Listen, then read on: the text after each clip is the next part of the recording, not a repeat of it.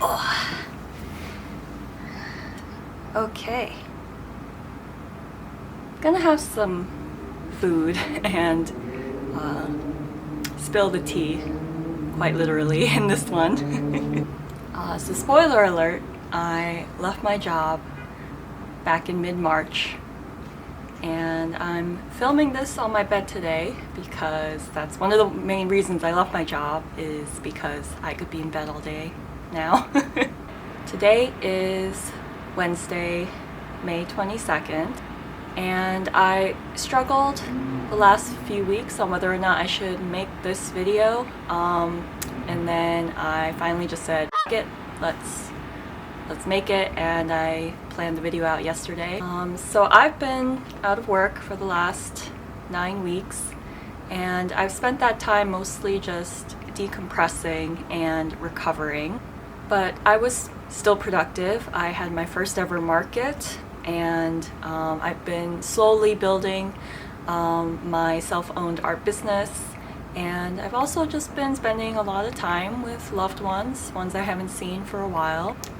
But now I'm slowly building routines back up again, because, you know, when you suddenly have all the time in the world, I found that I struggled with that, and I was floundering a little bit. And a little bit of a disclaimer, this video is purely based on my own experience. It's a little bit of a rambling video. I've tried to organize my thoughts a little bit, but otherwise, yeah, this video is based purely on my own experiences. Everyone's expectations, priorities, circumstances in life, you know, are different from mine. So this is purely just to share my experience. It's also just a way to connect and talk to people about an ongoing underlying problem, which is job discontent. Why so many people are leaving their jobs, why so many feel the need to leave their careers, and why so many people are so unhappy in their current work environments. I think there is empathy in sharing painful moments, and a shout out to all the YouTubers who were vulnerable and shared theirs online, because it is a personal decision at the end of the day, and a personal decision to talk about it. So a little background about me. I graduated in 2019 with a master's in prosthetics and orthotics, and I've been working in the field for about 5 years now. So I started working about 8 months before the pandemic hit, and I worked all the way through until March of 2024. To be honest, I was thinking of leaving the career back in 2020. I was burning out at my site. I was having a lot of trouble navigating my residency, and remote working in my field was never an option, so it was difficult going into work during a time when statistical death numbers were rising during the COVID pandemic, but you had to continue going into work every day.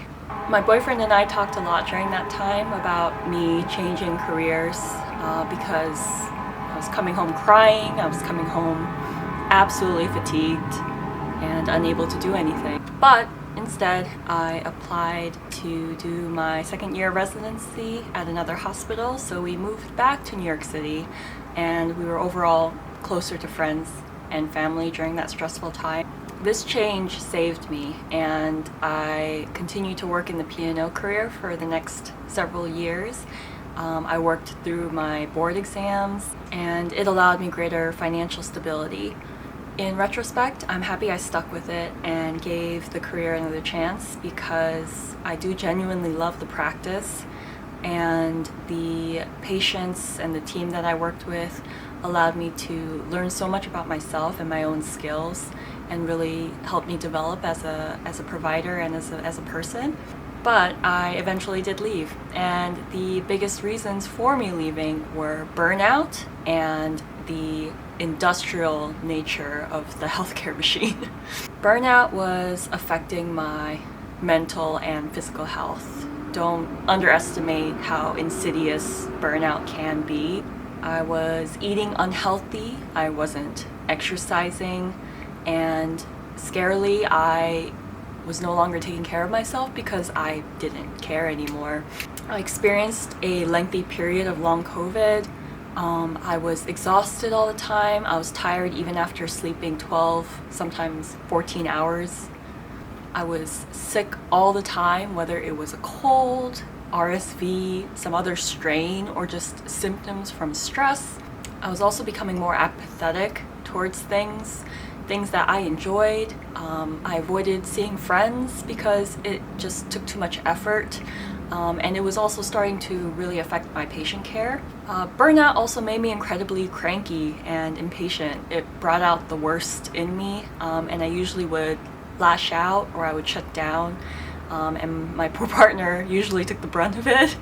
I hated feeling that way. I hated myself, and I was just so tired and guilty all the time.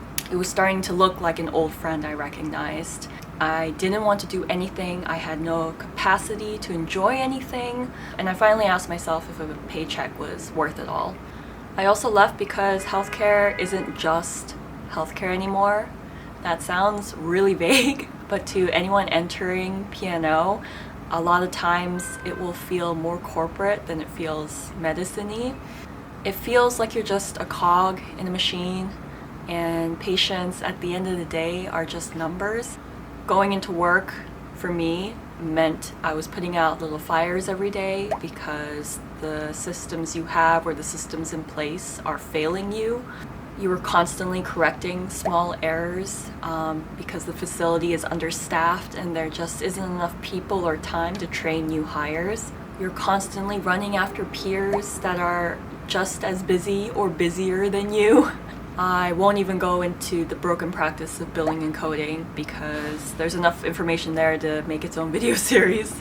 Our meetings and our trainings were superfluous and repetitive. Genuine concerns were either ignored, met with platitudes, or you had to resolve them yourself. All of that and more on top of actually seeing and caring for your patients. But seeing patients is one of the main reasons why I stayed on as long as I did. My favorite moments were when I was consulting in amputee clinic with other specialists, or going through the rehabilitation process and coordinating rehab care with the therapist team. Having a patient walk on an artificial leg that you made for the first time, or a patient walks pain-free for the first time, is an amazing experience and one of the main reasons why I got into P&O. It's a great field, and I've met a lot of amazing practitioners and peers through it. I also loved learning more about how I can improve my work. I signed up for trainings and ran interdisciplinary workshops when I could. If I had stayed, I would have attended more out-of-state conferences, but by then my burnout and overall health was starting to affect me quite a bit at work. So sometimes you feel a shift at work, and when I felt it, I knew I had to leave. I wanted to feel passionate about my work again. I wanted to wake up in the morning and feel happy again. And to stay longer would have meant that I would eventually just become a ghost of myself. Like anything, the career I chose had pros and cons. I don't want to over-romanticize it, neither do I want to heavily criticize it. For many people, it would have been a really, really good job. I didn't have on-call or extra long shifts. I enjoyed the team that I worked with. The job had great benefits, and probably for the first time in my life, I had a very stable and good income. To leave a career like that, one that you spent years studying for and went into debt for, is an extreme privilege, and a decision that shouldn't be taken lightly, especially if you have other responsibilities. I did spend an extra year working, so I can pay off my credit card debt, build up my savings, and also take on the financial risk of a self-owned business based on my art. So while I did leave the job and intend to leave the career, I remain flexible. And have left the door open to return and practice again if need be.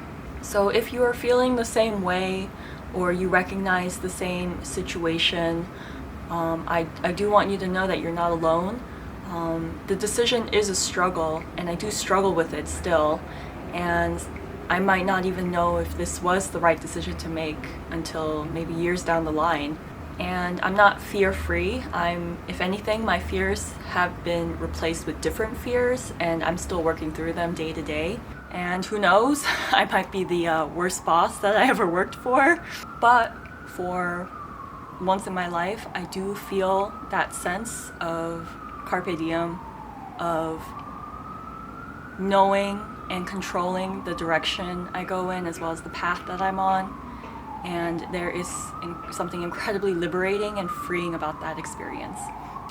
So feel free to share your own experiences in the comments. I'm happy to answer any questions.